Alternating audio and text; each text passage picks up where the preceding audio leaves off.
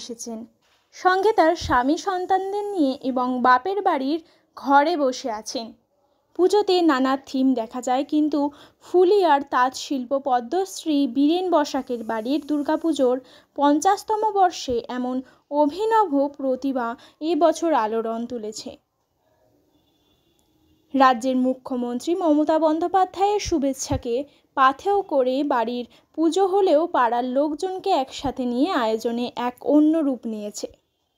শিল্পী অনিরুদ্ধ সরকার মাত্র 25 বছর বয়সে ছোট ছোট নানা ধরনের মূর্তি তৈরি করলেও এই প্রথম বড় মূর্তি, আর তার হাতের ছোঁয়া ইতিমধ্যে প্রশংসা পেতেও শুরু হয়ে গেছে।